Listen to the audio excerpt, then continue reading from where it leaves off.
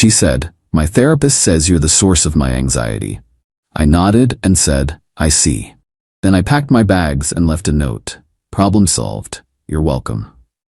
The panicked texts I got 24 hours later told a different story. I, 31 male, guess I should have seen this coming. Looking back, there were signs everywhere, but sometimes you're too close to see the pattern until someone draws you a map. Veronica and I had been together for 4 years, living together for 2. She started therapy about 8 months ago after a rough patch at her job. Her boss was legitimately terrible, and I encouraged her to talk to someone. Thought it would help her process the work stress and maybe develop some coping strategies. At first, therapy seemed great. She'd come home from sessions energized, talking about boundaries and self-care. I was genuinely happy for her. But around month 3, things shifted. Every session became about me somehow. Dr. Whitlock says you exhibit controlling behavior because you asked about my spending. My therapist thinks it's concerning that you want to know where I'm going when I leave the house. We explored how your need for a clean kitchen is actually about power dynamics. I started feeling like I was living with a psychology textbook that had developed sentience and decided I was the case study. Every normal relationship thing became pathological. Asking if she wanted takeout for dinner? Controlling. Mentioning the dishes had been in the sink for 3 days? Power dynamics. Being concerned when she didn't come home until 4 a.m. without a text? Toxic masculinity. I tried talking to her about it, suggested couples therapy so I could understand better. She shot that down immediately. Dr. Whitlock says that's what controlling partners always suggest, to manipulate the narrative.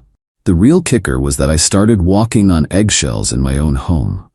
I'd think 3 times before asking anything, stopped mentioning household stuff altogether, just quietly did all the cleaning myself. Started spending more time at my buddy Theo's place just to breathe. Then came Tuesday. I'd worked a long shift. I managed logistics for a medical supply company, came home to find Veronica on the couch with her therapy journal, and what I can only describe as a prepared speech face. "Marcus, I need to share something important from today's session." I sat down, genuinely curious what insight Dr. Whitlock had provided this week. "We've been doing deep work on my anxiety, and we've identified the source." She paused for drama. "It's you. Dr. Whitlock says you're the primary source of my anxiety, and I need to consider what that means for my healing journey." I sat there for maybe 30 seconds, just processing. 4 years. 4 years of supporting her through career changes, family drama, her mother's passive-aggressive nonsense. 4 years of being told I was doing everything wrong while footing 70% of our bills because her passion career in holistic wellness coaching barely covered her car payment. "I see," I said. She looked surprised. Think she expected protests, maybe begging. Instead, I stood up, went to our bedroom, and started packing. "What are you doing?" She followed me, therapy journal still clutched like a shield. "Solving your problem," I said, folding shirts into my duffel. "If I'm the source of your anxiety, the solution seems pretty straightforward." "That's not. Dr. Whitlock says we need to work through this together. You can't just leave." "Actually, I can, and I am." I grabbed my laptop, chargers, important documents from the filing cabinet. "I'll get the rest of my stuff later. The apartment's in your name anyway, so that's convenient." The panic started creeping into her voice. "Marcus, this is exactly the kind of dramatic reaction Dr. Whitlock warned me about. You're proving her point." I zipped up the bag. "Maybe. Or maybe I'm just tired of being someone's therapeutic punching bag. Either way, your anxiety source is removing himself from the equation." I left a note on the kitchen counter. "Problem solved. You're welcome. I'll stop by Saturday afternoon for the rest of my things. Please be out." Drove straight to Theo's place. He didn't ask questions, just handed me a beer and pointed to the spare room. "That's a real friend." The text started exactly 19 hours later. Update 1. Holy hell, you guys were right about the extinction burst thing. Though I guess this is more like a reality burst. So the text started Wednesday evening. "First few were angry. This is so immature. Dr. Whitlock was right about you. You can't just abandon me like this. This is emotional manipulation." Then around 10 p.m. the tone shifted. "Hey, can we talk? I may have miscommunicated what my therapist said. Please come home so we can discuss this. Marcus?" This is really unfair to just leave without talking. Thursday morning, 6 a.m., my phone starts blowing up. 15 missed calls. The texts got more urgent. The electricity bill is due and I don't know the password. Where did you put the router? The internet is down. I can't find the insurance cards. Marcus, please. Here's the thing. I handled all our household admin because she found it overwhelming. Passwords, bills, insurance, everything. I tried to show her multiple times, even made a spreadsheet, but she'd wave it off. You're so much better at that stuff. Then came the kicker text around noon Thursday. How am I supposed to afford this place on my own? Rent is due next week. I almost responded to that one. Almost. But then I remembered 3 months ago when I suggested we get a cheaper place since I was carrying most of the financial load. Her response? Dr. Whitlock says financial anxiety is often about control issues. Maybe you should explore why you're threatened by our lifestyle. Our lifestyle. That I was paying for. The next series of texts was about her car. My check engine light is on. The registration sticker expired. Why didn't you renew it? I don't know where to get an oil change. Lady, you're 29 years old. Figure it out. Then the social media posts started. Nothing directly about me, just vague stuff about going through a challenging time, and when people show you who they are, believe them. And my personal favorite, surrounding myself with healing energy as I navigate this abandonment. Abandonment. I literally solved the problem she presented to me. Theo showed me her Instagram story where she's at some expensive smoothie place with her friend Janelle, caption reading, "Self-care isn't selfish." The same woman who was just texting me about not affording rent. But Friday was when it got really interesting. Her mom started calling, Patricia. I didn't answer, but she left voicemails. Apparently, Veronica called her crying about how I'd suddenly walked out with no warning and left her destitute. Patricia's voicemail. Marcus, I don't know what's gotten into you, but this is not how adults handle problems. Veronica is devastated. She's had to borrow money from me for groceries. Call her immediately. Groceries, right? Veronica had a fully stocked fridge when I left, plus the $400 of emergency cash she always kept in her jewelry box. But sure, she needed mommy's money for groceries 2 days later. Saturday came. I texted her that morning. I'll be there at 2 p.m. for my things. Please be out as agreed. Her response? I'll be here. We need to talk. I showed up with Theo in his truck. Veronica was there, full makeup, wearing the dress I'd told her looked nice on our anniversary. She'd lit candles. Candles. Marcus, please, let's just talk about this. I think there's been a huge misunderstanding. No misunderstanding, I said, starting to pack my books. You were clear. I'm the source of your anxiety. I'm removing myself. This is what you wanted. That's not what I meant, Dr. Whitlock says. I don't care what Dr. Whitlock says anymore, Ronnie. I'm done being the villain in your therapy narrative. She followed me around the apartment as I packed, alternating between tears and anger. You can't just leave me like this. What about the bills? What about my anxiety?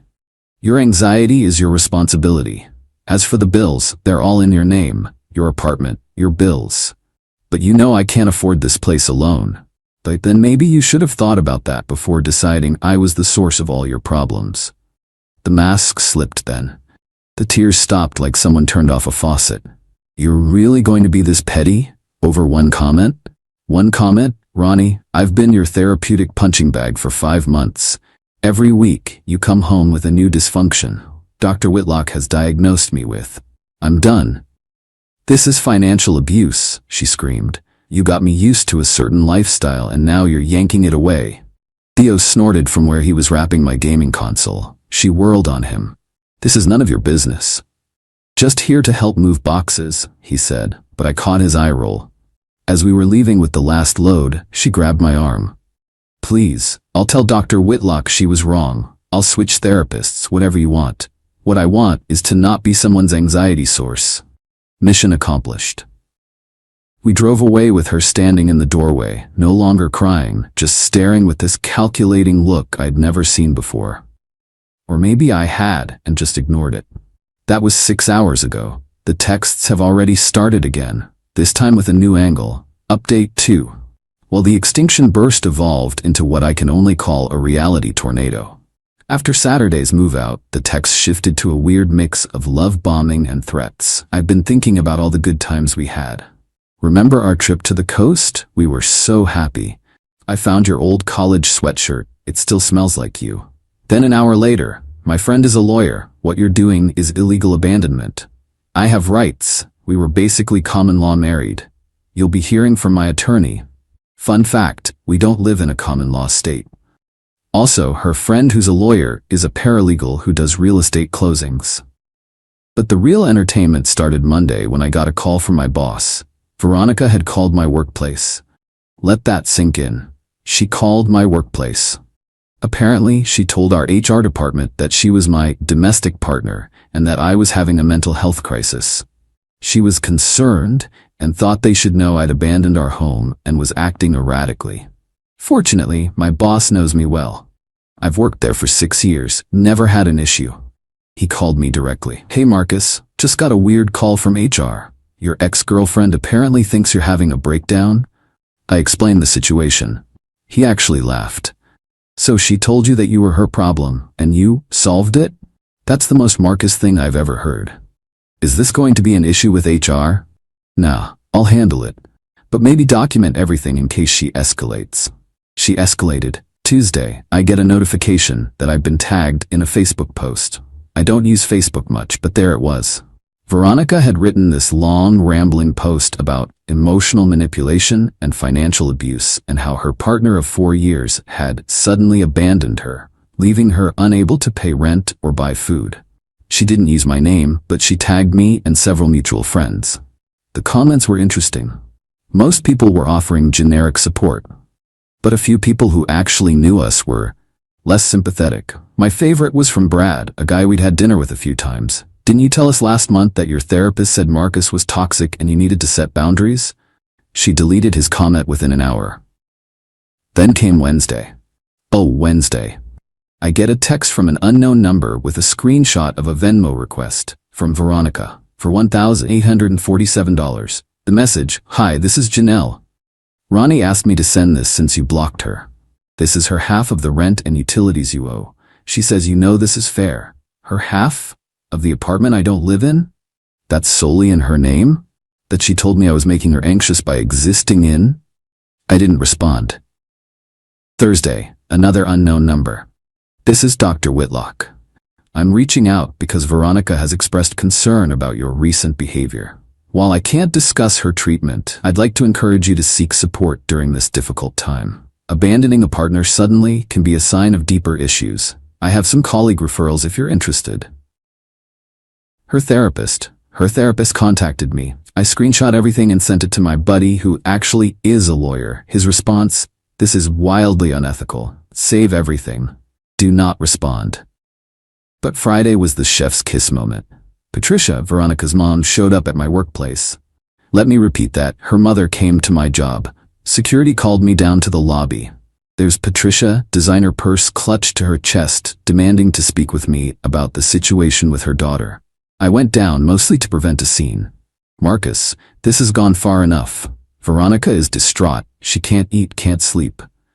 "Patricia," she posted Instagram stories from 3 different restaurants this week. "She's trying to heal. You've traumatized her." I left when she said I was the source of her anxiety.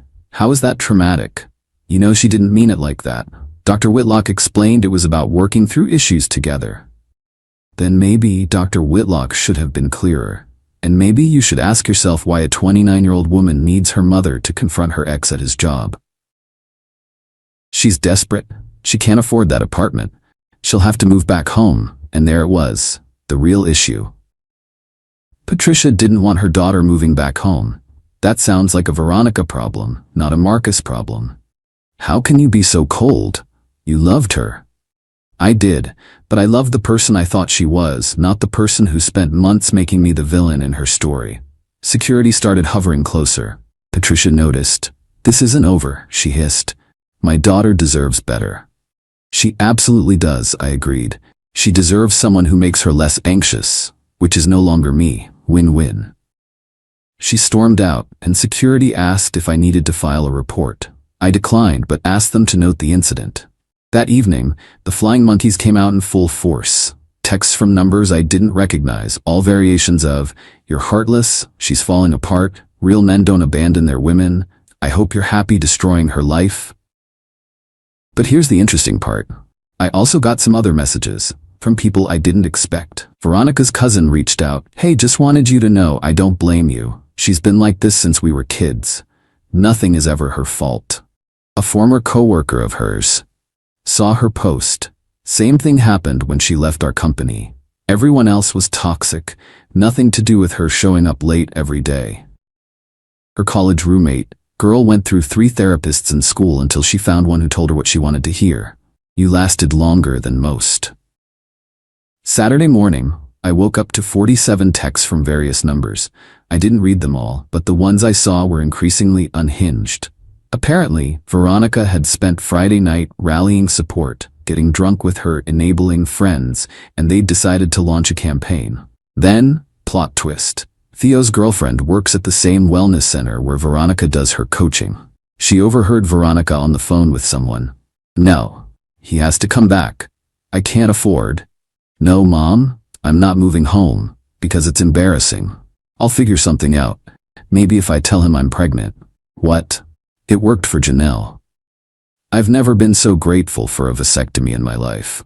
But the real kicker came Saturday evening. Another unknown number, but this time with a different kind of message. Final update.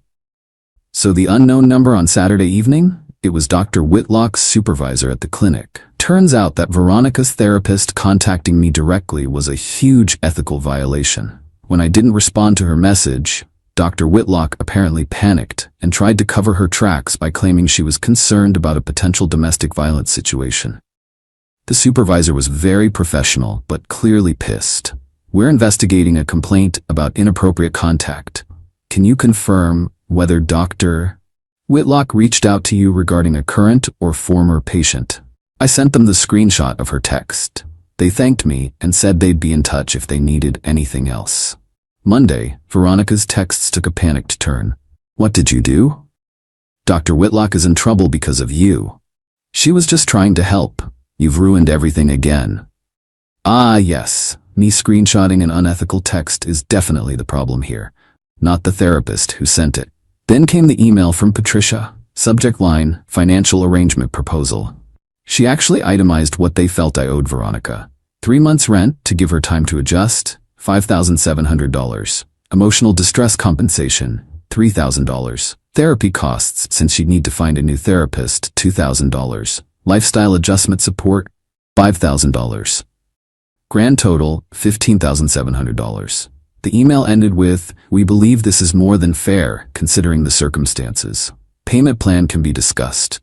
I forwarded it to my lawyer friend. His response, "LMAO. Please tell me you're going to frame this." Tuesday brought news from the wellness center. According to Theo's girlfriend, Veronica had been let go from her part-time coaching position. Apparently, calling your ex's workplace and having your mother show up there doesn't reflect well on a wellness professional.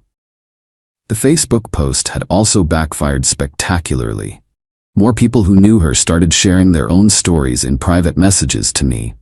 She did the same thing to Trevor in 2019. Said he was toxic, he left, she tried to destroy his life. I was her friend for years until I set a boundary about lending her money. Suddenly I was triggering her trauma. She owes me $800 from 2021, blocked me when I asked for it back. But the real karma came Thursday. Remember that apartment she couldn't afford? The one I was financially abusing her by not paying for? Well, Veronica had a brilliant solution. She posted on Facebook looking for a roommate. Seeking conscious, mindful individual to share beautiful space. Must respect healing journey and therapeutic process. No toxic energy. She found someone. Melody, a 23-year-old who just graduated and was excited about living with a wellness coach. Melody lasted exactly 5 days. She reached out to me through Instagram. Guess my name came up in the apartment. Her message, "Hey, I know this is weird, but did you used to date Veronica? I just need to know if I'm crazy or if she's really like this with everyone." We had coffee. Melody's stories were wild. Veronica had a house meeting on day 1 to discuss Melody's energy and how it was affecting her anxiety. Melody wasn't allowed to cook certain foods because the smells were triggering. She was asked to not use the living room between 6 to 8 p.m. because that was Veronica's integration time after therapy. Veronica tried to charge her extra for emotional labor when Melody asked where the recycling bin was.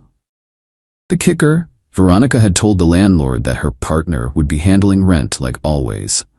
When it didn't appear, she tried to blame me. The landlord called me. I was still on the old lease as an emergency contact, confused about why I'd be paying rent for an apartment I didn't live in. I clarified the situation. He was not pleased with Veronica. Melody moved out and stayed with a friend. The landlord started eviction proceedings. Last I heard, through the grapevine, Veronica had to move back in with Patricia.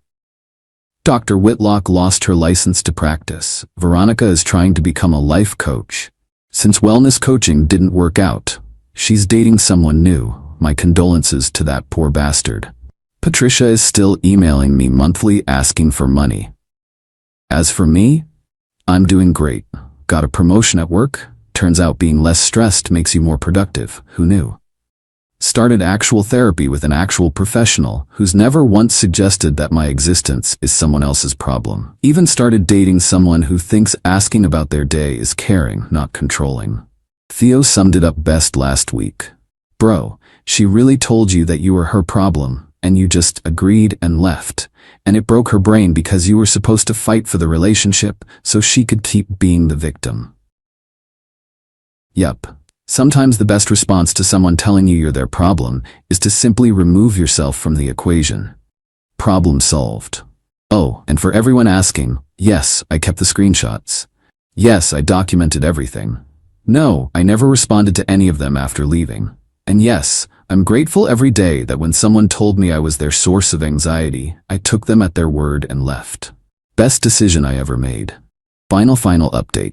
Veronica tried to contact me last week through LinkedIn of all places, said she's been doing deep work and realizes she projected her issues onto me. She'd like to meet to apologize properly and discuss potential reconciliation. I didn't respond, but I did notice she's still living with her mom according to her updated location. Guess some anxiety sources are better left in the past.